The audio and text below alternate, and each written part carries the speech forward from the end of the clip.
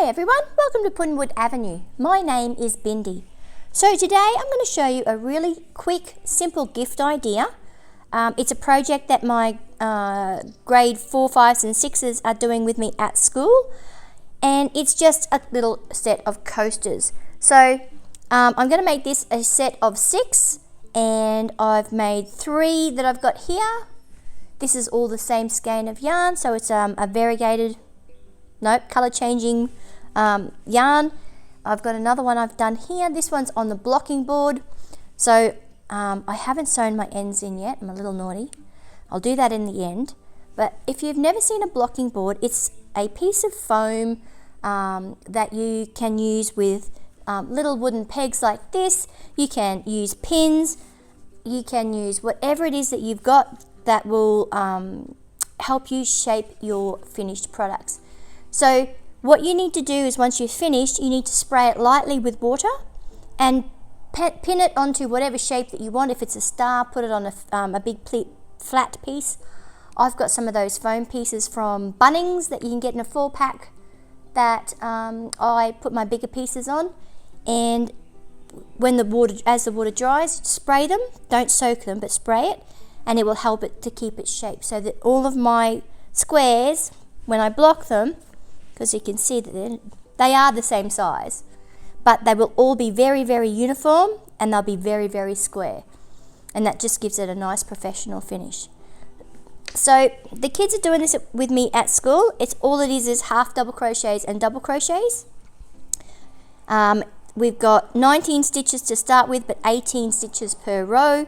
We've got 11 rows. We're going to start with a half double crochet, end with a half double crochet, so that our squares look the same. I'm calling this my springtime coaster pack because the colours, and it's spring here in Australia. So let's get in and I'll show you how we're going to make these coasters. Okay, so we are using, I don't have the label, I've lost it, sorry, I'm bumping the camera. I've lost the label. I have made other projects with this, so this is a leftover, this is a scrap yarn project. It is a Lincraft Maker brand. The type of yarn is called Venture, and I really don't remember the colorway of this. It's very pretty. It is very springtime, flowery, garden party sort of, which is why I decided to call it my springtime coaster set. So really, really simple. We're going to do a slip knot. The chickens are clucking, and so Maynard is howling. I might have to stop in just a moment. And we're going to chain 19. So 1, 2, 3, 4, 5, 6, 7, 8, 9, 10, 11, 12. My goodness. 13, 14, 15, 16. Oh, what have I done? I had Lola bumping underneath my arm to say hello. Sorry, Lula, I'm busy. 1, 2, 3, 4, 5, 6, 7, 8, 9, 10, 11, 12, 13, 14, 15, 16, 17, 18, 19. So, we've got our 19 chain. We're going to never ever count the one that's on our hook. It's not a complete stitch. We're going to skip the first one, that's our turning chain, and we're going to wrap our yarn over. We're going to do some half double crochets all the way across. So yarn over, go into the top of that stitch, capture your yarn, pull it through. You'll have 3 loops on your hook. Yarn over, put your hook towards the floor so that the yarn is caught underneath the hook, and pull it through all 3 loops. So yarn over, into the next stitch, capture the yarn and pull it through, yarn over and pull it through all 3 loops on your hook. That's a half double crochet. Now if I'm going a little fast, you can either slow me down, pause the video, or if you want to just stop and go and have a look in my playlists, I have a playlist called Basic Stitches, where I break this one down really, really slowly, just so that you can see it done and get a bit of practice to get this happening. I'm fighting that cough. It's coming, it's coming. Every time I go to record, I cough. Most of the day I'm fine, but as soon as I turn that camera on, I'm coughing. Okay. So it's cooled down a lot here today. It was just absolute stinky yesterday. And apparently they're having a cold snap down south in the southern states of Australia, which might be nice if it comes up this way, because summer is a scorcher here. Alright, so we're nearly at the end. You should have 18 stitches to finish. Now the kids, when we were doing this with my crochet crew, but miss, it's curling. What am I doing wrong? Absolutely nothing. It's just the way that the half double crochet is sitting. But once we're done the next row, it's going to flatten out. As you can see, it's flat. It's fine. Okay, we're at the end of the row. So we're going to chain 1, turn our work, and we're going to do a row of double crochets. So we're going to yarn over exactly like we did last time. We're going to go into the first stitch. Now all the stitches at the top are the V's, okay? So we're going to go in. Let's move this out of the way. Make sure that you get under both parts of the stitch. We're going to wrap our yarn and capture our yarn and pull it through. And we're going to have 3 loops on our hook, just like last time. But this time we're going to wrap our yarn and we're going to go through just the first 2 stitches. So through 2,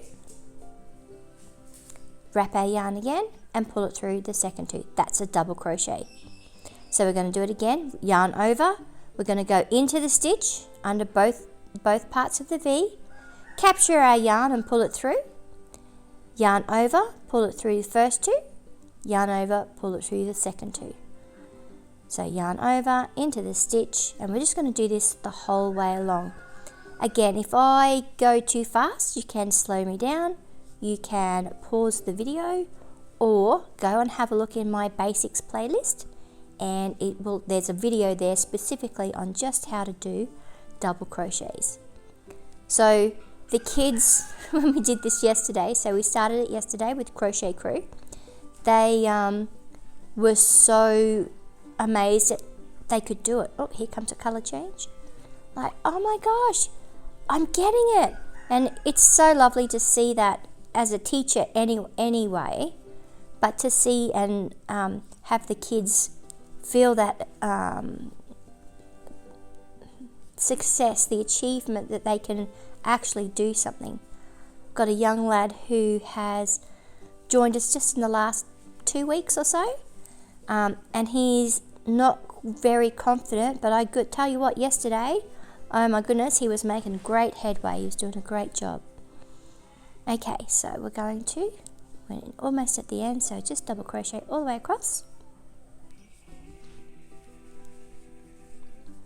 Now it's really important that you get this last stitch. If you don't, if you miss it, your edges are going to be wonky, and we don't want that. So if I stop here because I think I'm at the end, I know that I've still got, see my V here? I know that I've still got 1 more to go, and that will be my 18 stitches. Okay, go back and count if you're not sure. So 1, 2, 3, 4, 5, 6, 7, 8, 9, 10, 11, 12, 13, 14, 15, 16, 17, 18. Awesome, I know I've got all of them. So I'm going to, when you get to the end of the row, we're going to chain 1, turn our work, and our next row will be a row of half double crochets. So if you have a look here, that's what gives it its texture, and it makes it the same sort of texture on each side. So because we're changing our stitches, we're going short, along, short, along, it just gives it that little ridge, and we're doing 1 on the back, 1 on the front, 1 on the back, 1 on the front. So yarn over into that very first stitch, and we're just going to do that all the way across.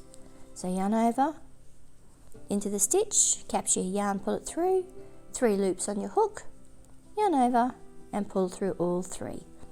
So we're just going to do that again, and then we'll do another double crochet row with you, and then I'll pause the video and we'll come back when we have reached the end of our 11 rows.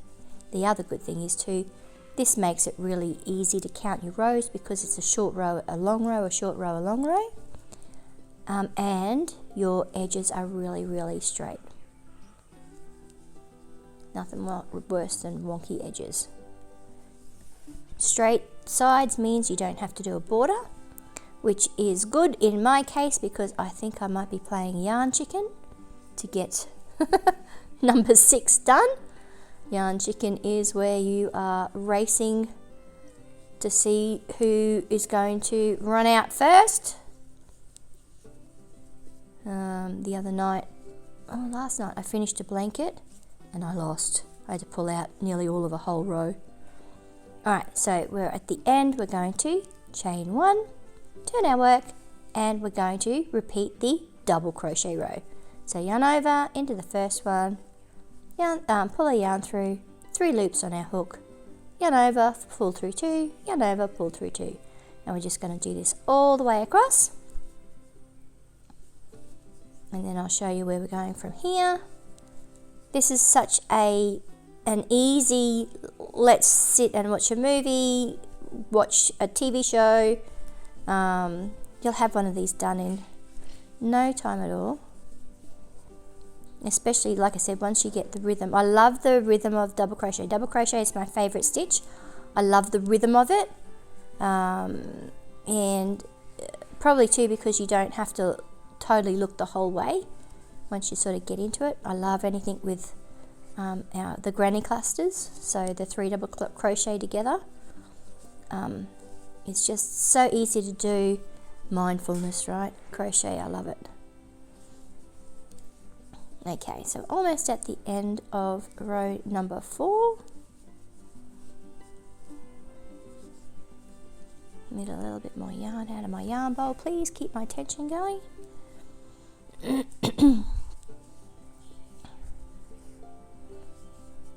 Alrighty.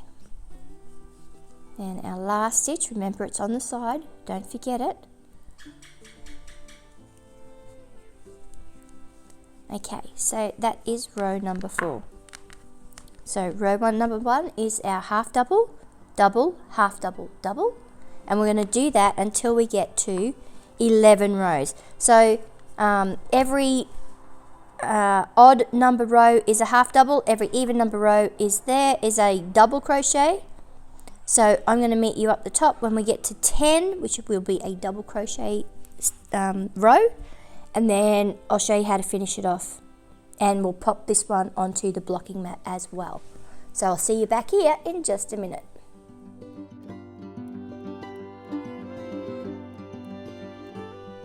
Okay, here we are, row 10, 1, 2, 3, 4, 5, 6, 7, 8, 9, 10. So our last row is going to be a row of half double crochets. So yeah, make a chain, turn our work, I don't know where I was going then, and into our last row, we're just going to do half double crochet into every stitch.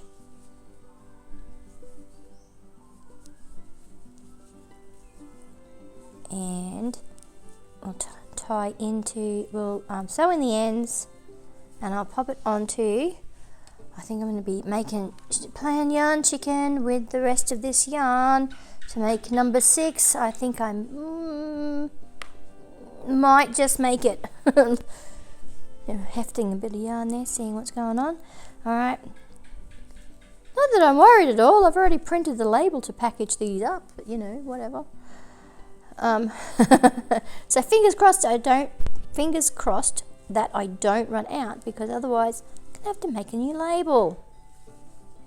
Alright, so how easy did you find this project? As one of the kids said yesterday, if you kept going you could make a scarf out of this. This is actually quite similar to the easy textured beanie scarf that I have a tutorial for.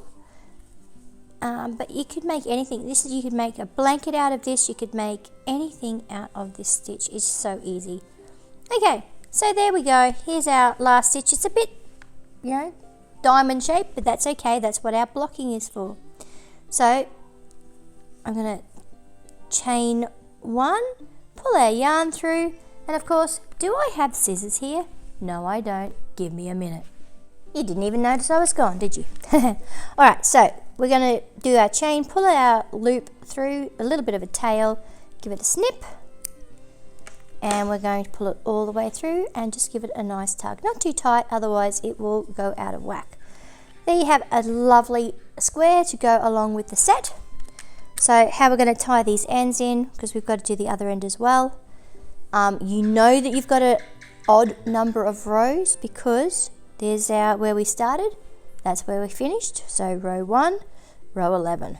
So we know we're in the right place. So I'm just going to thread up my needle. I like using the ones with the bent tip just to get under the stitches a little bit. I'm actually going to turn my work over and I'm going to go down into the next stitch, and I'm just going to come somewhere underneath another one. Doesn't really matter. Now it's important that you get that knot in, but it's also important that you don't pull it too tight. And then I'm just going to weave it across the back of this row here under some stitches, do a few, pull it 3 times is generally the recommended. How many times do I go back and forth so this doesn't come out? So I kind of also too don't like to go in the same place, because otherwise that makes that part there really thick. So I just kind of try and work my way around and through. If you split stitches like this going through, that's quite okay, because it just makes it that little bit harder to come undone. And pull it through. Again, don't pull it too tight, and go through that 3rd time. I'm probably going to go in here. 3 is the lucky number. Oh, my bent hook's not happening today for me. Doesn't like me, not playing the game. And weaving it through. And we're just going to pull that through like that. That will not come undone. Doesn't matter what you do with it, it will not come apart. So going to just trim it. And we're going to do the same with our beginning. So we're already on the back. So same thing. This one's probably a little short, but that's okay. So thread it. And I'm going to go into here and down into the next row. Just pull it through a little bit so that we close that gap up a little bit. Again, pull it, but don't want it so tight that it's going to distort the row of stitching that you're doing. Actually, I'm going to get a different hook because this one is so short. A different hook, a different needle. I'll show you how to use if you've got a short part that is doesn't quite work with a needle. I'll show you with the darning, the wool needle. I'm blabbering. Let me get it. I'll show you. You will understand. Okay, so for as much as I love my bent tip needle, I also have a set of these, and these are amazing. These are wool needles. So what you're going to do, and they come in a pack of 3, so depending on the size of the yarn that you're using. I'm going to use probably the small one today. So instead of trying to thread your needle first and then going through the work, this one is awesome because it has this like fishing line nylon type loop at the top. They're very sturdy. I have not broken one yet, which I'm very surprised about. So I'm just going to find a spot and I'm just going to work my way through with the needle first. Just going to work my way through. When I've gone to where I think, yep, that's enough, I'm going to push it through, and then I'm going to thread my yarn. It just makes it so much easier if you have a short tail. Yep, again, pull it tight, but not so much that it distorts. Now, you know, if you had just a normal needle, you couldn't do much with that at all. But because we've got this one, I'm going to split that yarn in that stitch. Again, it's fine because it just makes it harder to come apart. And I'm going to take it to there. I'm going to thread my yarn through that loop again. I'm so right-handed, but I can't do this right-handed. It's weird. And then I'm going to pull it through. Now, if I just tried that with this needle, I could not do that. Now, I know that's only twice. It is a coaster. It's not going to be heavy wear and tear. And so I'm just going to cut my yarn. And that is our square number 5. 1, 2, 3, 4, 5. Yep. And you can see it's not quite square. It's not quite right. So all I'm going to do is I'm going to use let me see if I can, oh I can. Okay, I'm just going to find the corners. So it's curled up a little bit, okay? That's fine, just unroll it. That's because that's where we've just tied it. But I'm going to find that corner and I'm just going to thread it through the stake. And I'm going to do the same on this one.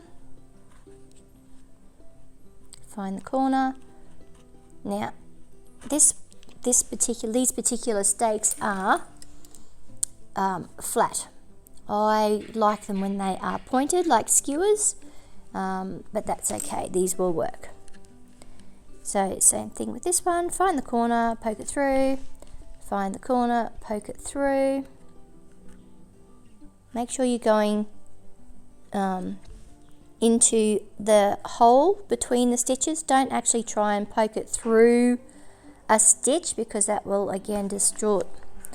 I wish these ones had a point on them. It's coming, it'll come, I'll get there eventually. Eventually. Hold that thought. Another reason why I love my hooks. I'm going to find that hole. That's what I want in there, that space there. It's a little fiddly, but it is worth it. You don't have to block if you don't want to. Okay, now I don't have a spray bottle, but you would spray that with water, you would push it down, but you'd leave a gap, okay? As that dries, it will tighten up a little bit. This is actually the first time I've used this this blocking board, and I think if it was a project that I needed to be perfect, I think that I would actually not use these little wooden pins. I think I would actually use pins and pin it to the board so they'll be a little bit further out, and I'd probably stretch it out to the corners and I would make my squares that big. But you know, it is what it is. But that's what you do to block. And it'll come out, it'll be nice and square all the way around, and they will all be the same size. So I've got one more to make and then I will put my little label on it.